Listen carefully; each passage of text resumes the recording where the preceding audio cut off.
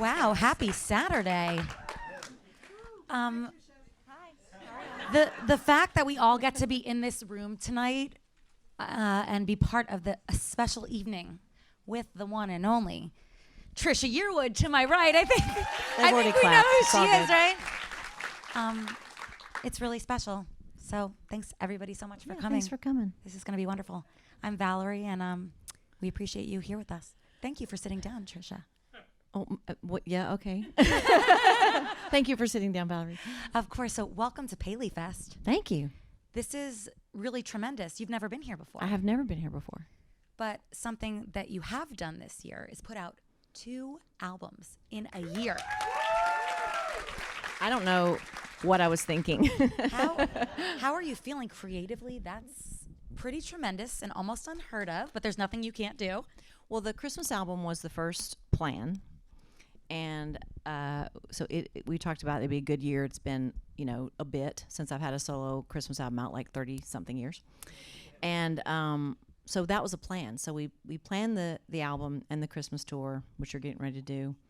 And then I started, I had been writing, but I wasn't planning to show it to anyone. And as those months progressed, I decided that with the encouragement of my friends and my family, my husband, to make a record. And our team was like, well, let's put that one out first. Let's go make that record real quick.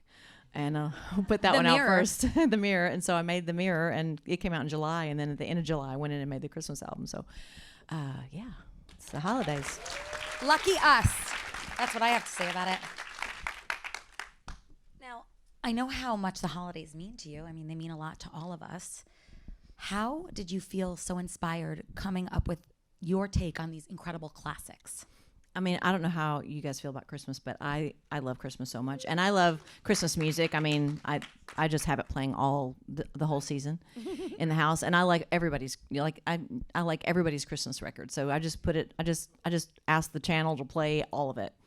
And and so when I decided to make this record, I thought about, I had made a duet Christmas record with Garth about 9 years ago, I think, 9 or 10 years ago. And that was mostly duets, but we also had some solo things on there. So I'd gotten a chance to record a few things I'd always wanted to record. But again, it had been 1994 from the first album. So I had a short list of things that I was like, if I ever make another Christmas record, I want to do that. And the first song you just heard was the first song on that list, because Charlie Brown Christmas is my absolute favorite. Iconic. And yeah, and I haven't heard a ton of people record that song, and I actually walked down the aisle to that song. So, because we got married in December, so that was my. I know. That's right? so. How many people knew that? Yeah. Okay. See, we're breaking news here. This is great. So what's so special is we all just had the pleasure and privilege of watching that video, and I want to talk to you a little bit about the creative process, how involved you were with it, and what it means to you. Okay. Well, I made an album about 6 or 7 years ago called Let's Be Frank. And it was an album of Frank Sinatra covers. You don't have to applaud for everything, guys. We're family. It's fine. Save your applause. Yes. I'm not running for any office, so don't have to applaud everything. No, I should not.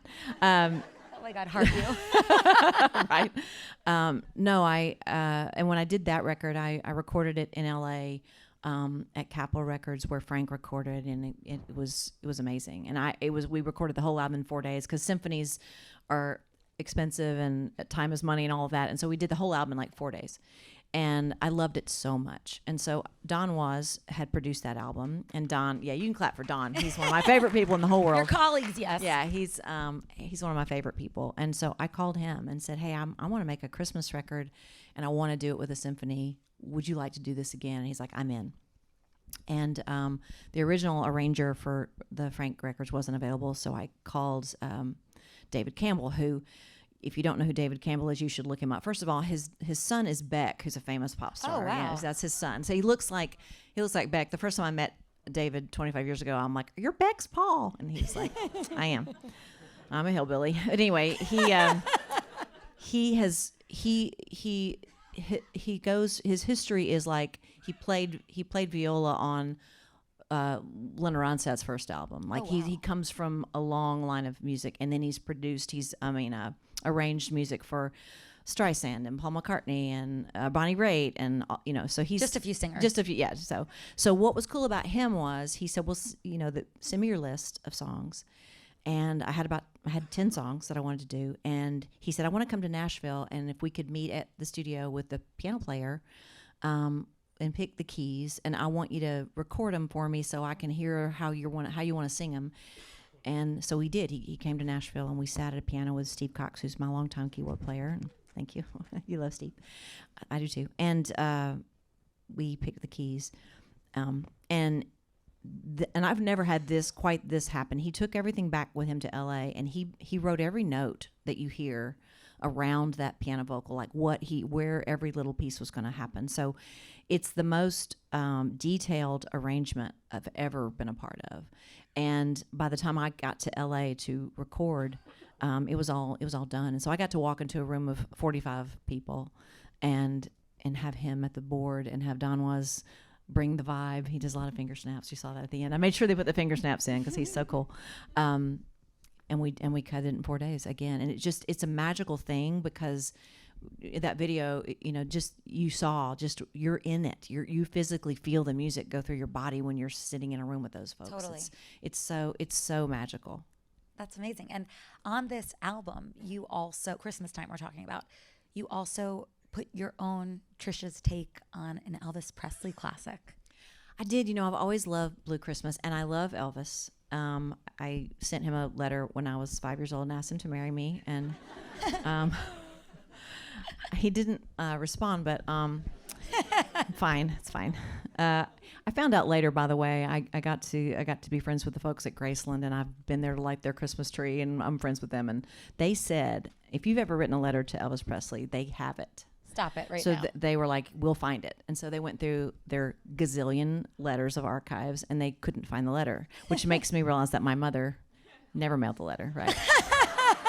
It's my mother's birthday today, and I know she's watching. Mom, we're going to talk about this at some point.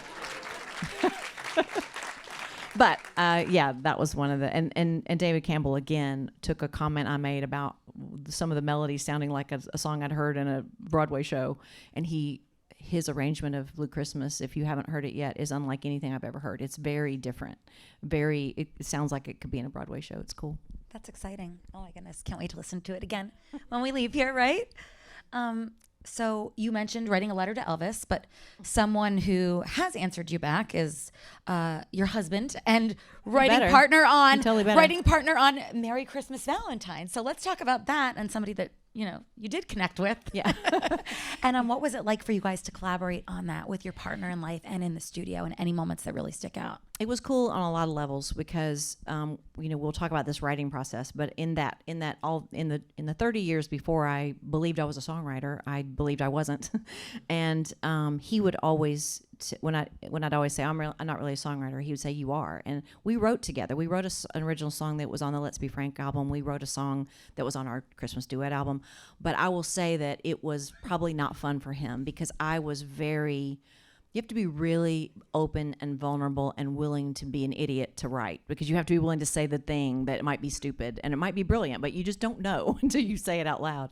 And I was really tentative. And so I had gotten through that, and I had been working. I was writing a lot in that period of time. And I told him, I said, you should write with me again now because I'm a lot more fun, because I'm confident now, and I'll be a better collaborator. And so he said, well, I've got this idea. I don't think anybody's ever written a song that combined the holidays, about how this one holiday's not enough for this love, And so we were sitting outside. We have a house that overlooks Nashville, and we're sitting outside, which we do a lot, and talking about life. And he doesn't write anything down when he writes. It's all in his head. I write down everything because I'm a Virgo, and there's no paper outside, and he's riffing off these lines, and I'm like, I gotta write this down. So I'm on my phone trying to keep it all. And also, I write a song. I will meet you to write at 11 a.m. on a Monday, and we will be done with the song by 3 o'clock in the afternoon, and the song is usually done. He will write a piece of a song, and he'll forget about it and leave it for a month, come back and sing, and you'll hear him walking through the house singing a line, and you're like, hey, are you working on that song? Could be a year, So when it got time to make this record, I said, we got to finish this song. And I love it. I think it really worked out well. And he was kind enough to come in and sing on it. And he was there with me every step of the way. He sat in the control room and, cried a lot while I sang, because he does that. He cries at commercials. But so it was a cool experience. And then he was, stepped into the booth and sang on it too. So it was sweet. You bring up a really good point. So I want to jump back to the Mirrors for a second, because that was the first album that you ever co-wrote and co-produced. And you touched on the fact that you weren't songwriting before. So can you share with the audience, why that was and how you've come into your own in this space, and why I think that's why the music just resonates with us so much. I mean, I think we all, male or female, we all, when we're growing up, we don't know to doubt ourselves. When you're a kid and you decide, if you asked me at 5 years old what I wanted to be, I mean, I would have said Cher, but then I would have said I wanted to be a singer. That was what I wanted to do. And you only learn when you get a little bit older to doubt yourself. And it's usually because somebody said something about you that was negative and you took it. And I do think the only experience I have is as a girl, but I know that girls in particular will take something someone says to them to heart. And I had a friend in college who I'm sure doesn't remember saying it, but I had brought all my bad poetry I'd written in high school with me to Belmont College, where I went to school, and everybody was a songwriter. And he said, hand me this stack of stuff, I'll go through it and we'll write some stuff. And he brought me back my big stack of stuff, and he said, you're a really good singer, but you're not really a songwriter. Yeah, and I forgot all about him. His name was Randy. But anyway. Bye, Randy. Poor Randy. But it and I don't blame him, because honestly, I'm the one who decided that was the truth, because he told that to me. And I was 19 years old, right? So that little seed that I didn't even realize was in there for a long, long time. And I made plenty of albums that did really well, and I was so lucky that people gave me really good songs. And I never thought, I never thought I needed to be a great songwriter to be a good singer. I knew, I looked at Patsy Cline, and I looked at Linda Ronstadt, who weren't really known for writing, and I'm like, you don't have to have written, Walk Away Joe to make it sound like you lived it. You can find yourself in the song. So I never felt like I needed to be a writer to be a good singer, an interpreter of song. But something definitely, I don't even know what clicked. I'm not sure what happened, but at some point I was like, that didn't have to be the truth about me just because somebody said it was. It took me till I was 58 years old for that, that switch to flip, but it's never too late. And I just started writing, and honestly, it was like a journal. It was really like, I'm doing this for myself.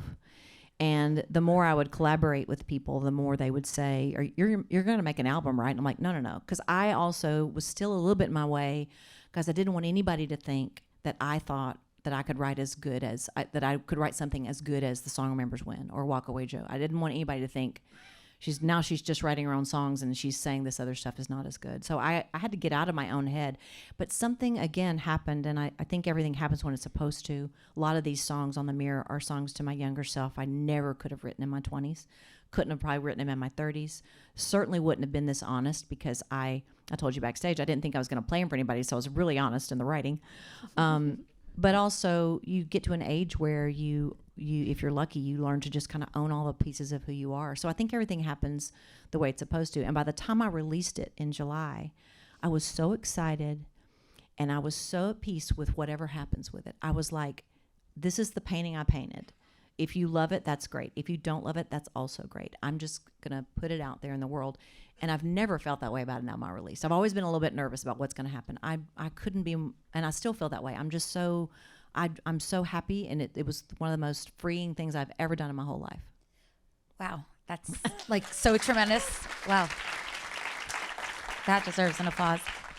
What I think is incredible, and I think that everybody here tonight, your storytelling, whenever you sing a song, whether you wrote it or not, just resonates because it comes from the heart and you lead with passion.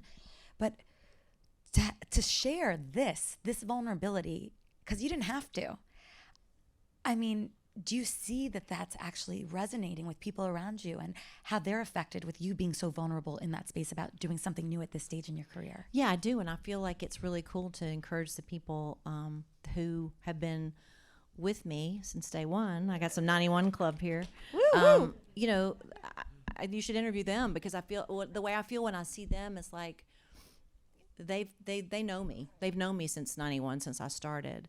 But I feel like this new phase, this portal that's open. I feel like they know me better than they knew me before. And I also feel like I could, I'm pretty open. I'm pretty, like, just tell it like it is. And I've kind of always been that way. But if there was something uncomfortable that I didn't want to talk about, you could always sing it. And I could always sing a song that might be personal to me. But if I didn't write it, I could always say, well, yeah, that's about that really makes bad sense. heartbreak, but I didn't write that, So, and then when you write it, you can't say that. But I'm also in a place in my life where it's like, yeah, I've made mistakes, I've screwed up, and here's how, and here's what I've learned from it. And it's a really nice trade-off. I mean, when I get up in the morning, sometimes sometimes I hurt because I'm 61 years old. I got wrinkles that Botox can't fix, and but I wouldn't trade this piece for the rest of it. I like where I'm at in my life. I'm comfortable in my skin, probably for the first time ever. Thank you for sharing that, Julie. It's like really nice to hear, because oftentimes we're all our own harshest critic. Oh, we always are. The voice in our head's always the hardest one. You would never treat someone else the way you treat yourself, ever. It's crazy, right? So stop doing it. Thank you. We're going to listen to Trisha Yearwood, okay? So something that I find, extra extraordinary about you is that you're not just a 3-time Grammy winner, 27-time nominee. Okay, yep. Hair flip, baby. You also have an Emmy Award. And that is because of the fact that you are very good in the kitchen. So what about being able to do so many different things in the entertainment space really is your drive? Like, when did you say, wow, I'm going to do this? Like, it's so incredible. It's really interesting. I don't ever have, I'm not one of those people that has a plan. I'm a Virgo, but I'm not like I don't have like a 5-year plan or 10-year plan. I was never one of those people. But I've always felt like I wanted to be open when the opportunity came, and whatever form that took. And when I married Garth and I moved to Oklahoma, I stopped. I wasn't touring 200 days a year anymore. I was a bonus mom to 3 children, and I was trying to make a marriage work because I had learned that marriages don't work if you're never together. That's kind of important. You have to be together. And so I made a conscious effort to be there and go to soccer games and cook dinner. And I cooked more. I had to cook a lot more because I wasn't just feeding myself. And so, but I needed a creative outlet. And so the cookbook was really, my father had just passed away, and my mom needed something to look forward to. And my sister and I and her wrote the first book. I mean, I thought it was going to be like, everybody's got a family cookbook, right? Everybody's got those pages that are stapled together, or I thought it would be that. I really did not think it would be what it became. And I remember I was hiking with my girlfriends in Oklahoma when I got a phone call that said, your first cookbook is on the New York Times bestseller list. And I was like, what? And then they were like, we want you to do a second book. I'm like, well, there aren't any more recipes because my grandma's blah, blah, blah. We made all that already. And so my mom was like, well, why don't we widen the net, and those family reunions that we go to that have Aunt so-and-so's whatever, let's widen the net and get some more recipes. So we wrote the second book. And then, so it came out of just a desire to do something that I liked, enjoyed. I had no idea it would turn into this other career. And then Food Network came calling, and I did that as an experiment. I thought I wouldn't have fun. I was like, I don't know if I want to stand behind the counter and tell people to add the butter, and like, I don't know how fun that would be. Sure. Yeah, exactly. And it was fun because they let me have my sister on there and my best friends, and we didn't have a script and we didn't have a teleprompter, which I'm sure they regret now. And we laughed a lot, and we showed mistakes, and because I'm not a chef, I'm a home cook, and it worked. So I think the answer is, and I'm definitely in a place now where I say yes to the things I think I'll enjoy. And I think that's the key to success, right? If you love it, it's going to be, you have more, people can tell if you love what you're doing or you don't love what you're doing. You asked me that actually before we came out here when we met. And it's really just incredible that you care. So I'm like, because you've had that experience for yourself. Because you need to like what you do. I mean, and I get that. Everybody doesn't get to do what they love to do. I get that. I get that we all have to, at some point in our lives, make a choice of how we're going to put food on the table and how we're going to make a living. And sometimes people get stuck in a job that they take because they have to do that. So I know how lucky I am that I get to actually do what I love to do. It's amazing. And we are in the holiday times, and you're giving us all this joy with Christmas time. So what do you want the aura and the energy to be and to fill in the homes of the people that are listening to your album? What do you hope that brings? Well, the liner notes of the album are always the hardest thing for me to write, because I want to thank everybody, and then I want to figure out what's my tiny little message I want to send out into the world. And for this album, it really was that feeling of like when we were backstage and we heard the music start, your shoulders just drop. You know, you just sort of take a breath and you're like, ah. And, you know, we are living in a time when every day's hard. We wake up to hard things every day, and we need kindness and we need love. And Christmas, for me, is that moment of everybody. You're sort of given a pass, because in the music business, they stop working. The doors shut on Music Row on December 1st, and you won't be able to get anybody on the phone, which is kind of great, because if they're not working, you don't have to be working. And you just kind of take a breath, and you're a little bit kinder, and you slow down a little bit. And that song, Christmastime, one of the lyrics says, oh, if we could only see such magic through the year. It's like if we could just carry this kindness. So that's my hope, is that for me, that it's that warm, fuzzy feeling that you kind of can't describe. That's what I want everybody to take and just embrace it. And it's self-care to the max. You know, it's like just taking that and also realizing there is a lot of good. There's a lot of good in the world. Well, your music certainly helps us find it. That's for sure. Well, you're kind. Helps me get out of my own head, and I'm sure a lot of everybody here would actually agree. What do you say? You've obviously had such a stellar career, and there is no stopping you. What do you say to young artists out there now that are trying to get their foot in the door, that have songs and that just they look up to you and they say, oh, I want a career like that?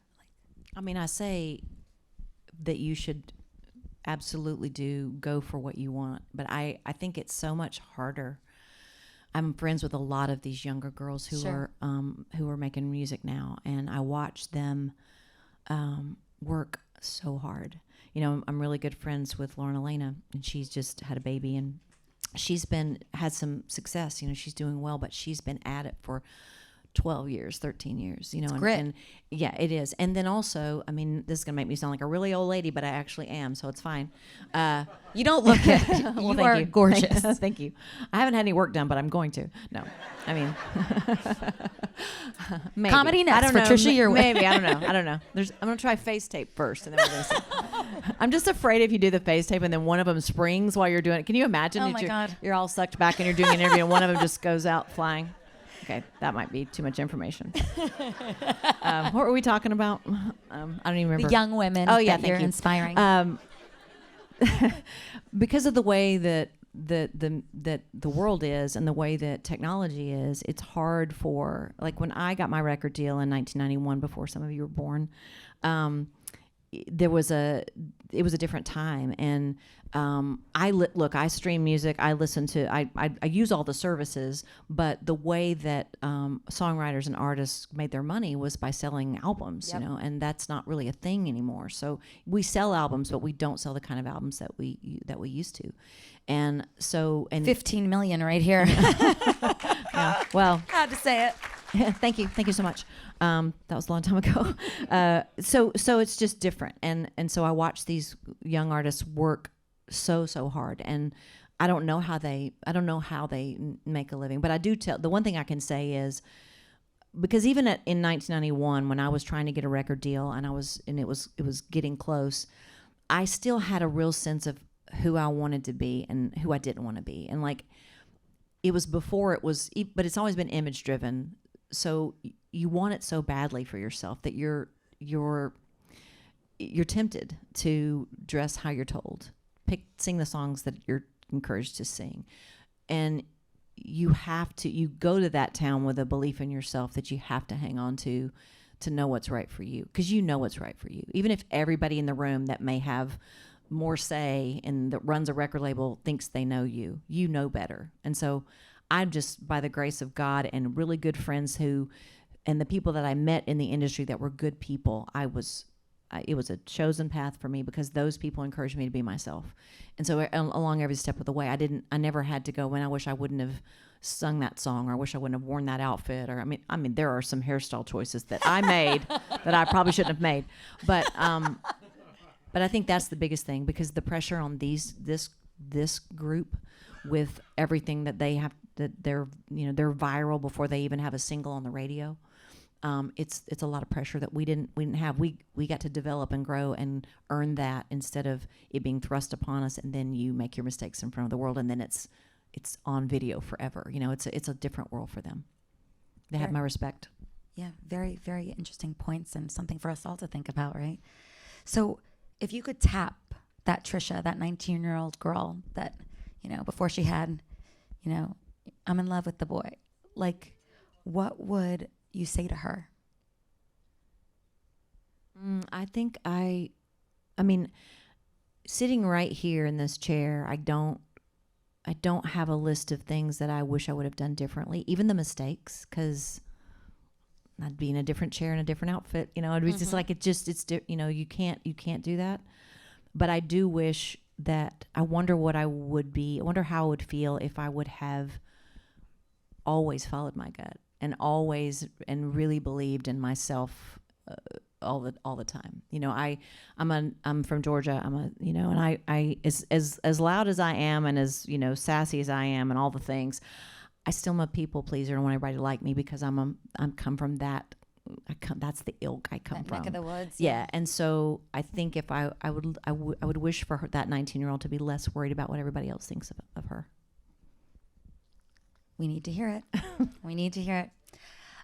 So you've done so much, as I had mentioned. You got the Emmy, obviously, for your Food Network show, but you're also building this complete lifestyle empire.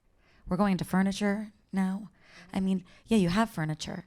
So please tell us a little bit about that, and how you're able to manage doing so many different things, but doing them so beautifully. Well, I do, between music and food and furniture, we actually, this is, again, one of those things that I didn't go, one day I'm going to have a furniture line. And that was not on the list. But to be nice, I took a meeting with a company out of North Carolina. In Austin, Texas. I was doing a show, and my manager said we want to take a meeting with these guys. And I was like, I don't know anything about furniture. I know what I like, but I did win second place in the math fair for a coffee table that I built in the 6th grade. That's the extent of my knowledge. My dad helped me with it, and I won second place because Lynn Farrow made a quilt, and I think Lynn's mother helped her with the quilt pretty hard, I'm pretty sure. And I've forgotten all about that too. I'll let things go. That's all true, by the way. But anyway, I met with them, and I really just thought I was taking the meeting out of courtesy. And at the time, the furniture company was called Klausner, and they were a family business, and I just liked them. I liked them a lot. And they said, look, we're not going to ask you to draw the table and pick the wood out. We're just asking you to, we think people would be interested in what you like, and would you consider moving forward? And so their chief designer, who is the woman who does all this stuff, her name's Carol, she came to my house and sat on my couch and said, well, just tell me what you like. And I said, well, I want stuff that you're not afraid to sit on. I want it to be comfortable. I want it to be affordable, and I want it to not tear up.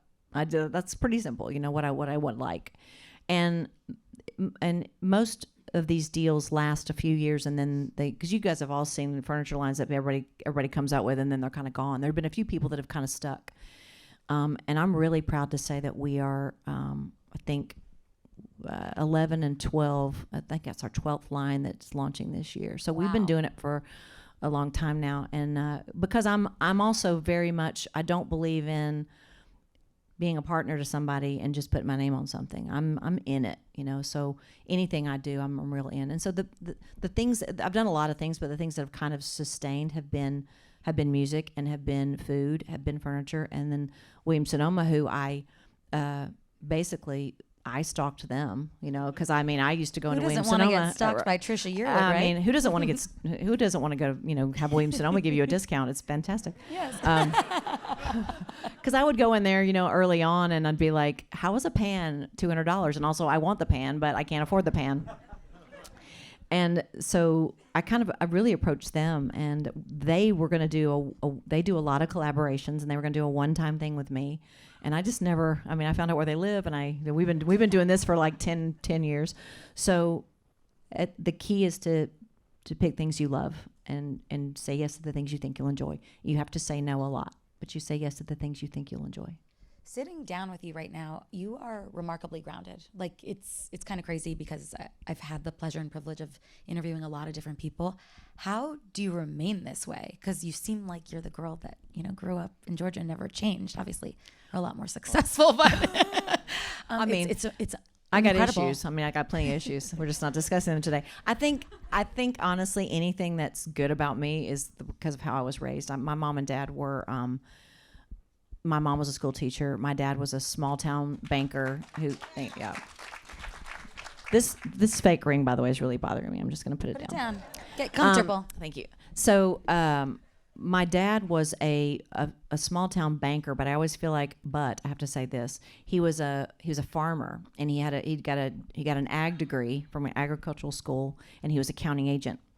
And when he met my mom and they got married, he got a job at a bank because the bank president, a locally owned bank, I call my dad a blue jeans banker because the president of the bank liked my dad. He just thought he was a nice. So my dad took a job as cashier, and he worked his way up to vice president on an ag degree.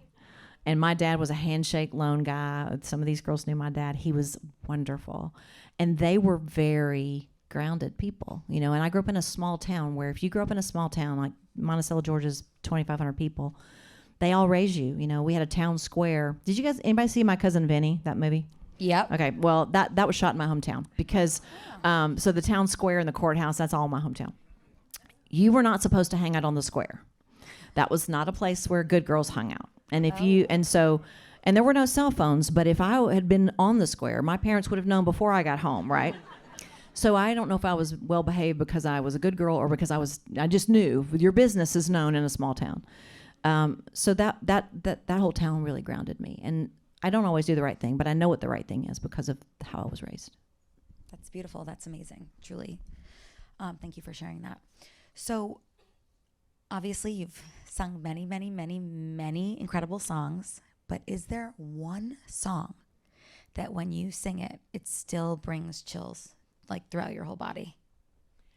Before The Mirror, I would have said The Song Remembers When, because that song, thank you, that song was written by a guy from Long Island named Hugh Prestwood, and it's a song about the power of music, and that song is poetry. That's one of the most beautifully written songs I've ever heard in my life, and I was very lucky that I got a chance to record it. And every song that I do in my show, I've said this a bunch of times, but if it's a 3.5 minute song, I become a character in the film for 3.5 minutes. I just transport myself into a song, and I've never recorded a song I didn't love, thank goodness. So I love them all, and I don't know how many times I've sung "She's in Love with the Boy," but I love it every time because it's a great story about how nobody's ever good enough for Daddy's little girl. But the songs on The Mirror, I've only done a few shows. I did a few live shows when the album came out. It was hard for me to sing them because I was so attached that I had to and I'm not one of those people who can cry and sing. I can't do that. I ugly cry. It's not pretty. It's not good at all. And I can't catch my breath. I hyperventilate. That doesn't work when you're trying to sing. They were very emotional. And there's a song on this album called Fearless These Days. And that's the one for me. She got to that's it. the one that really, I feel it in my body every time I sing it. Yeah, that's when I was getting my latte this morning and listening to it. I was like, oh my God, I cannot wait to tell you what I think of this song. But wow. Well, tell me what you think. Girl, I was like, I'm going to be fearless when I'm sitting up in this chair next to you because this is a very lucky seat to be in. So thank you for making it so pleasant and incredible. I mean, Trisha Yearwood. I'm having a good time. So it's like we talked about the spotlight. We talked about songs that you love. But let's talk about, not to jump the gun because we want to be in the moment, but let's talk about the future. So you're going to have live symphonies with you when you're performing. Can you go into a little bit about that? Because it's very unique and it's very special. Yeah, we're doing the 12 Days of Christmas tour. The closest we're coming to New York is Newark. So come see us in Jersey. Yes, we can go to Newark. We're coming. I think that's December 5th, I think is when that show is. Is that right? Thank you. They know. But yeah, so when you record live like that, and again with technology, a lot of people don't even do that anymore because you can kind of replicate a symphony on a keyboard, but you shouldn't. To have that feeling is there's just nothing like it, and so we wanted to bring that to folks. So I've done some symphony shows before, and I love it so much. So every city will have a different symphony and a different conductor, and so I'll go in and you do a full rehearsal of the whole show in the afternoon, because you're working with people you've never met. Sure. And that's then we'll a do risk for sure. A little bit, yeah. A good risk. But we know our symphonies. I mean, we kind of know where to go, and it's going to be good. And I'm starting in Nashville. Of course, I played with those guys and gals a lot, so that'll be fun because I've worked with those guys before. But it'll give the audiences a chance, I think, to feel a little bit of what it feels like to actually be in the room in the studio when that's happening, because it's, like I said, you can't really describe it. Palpable. It totally. Yeah.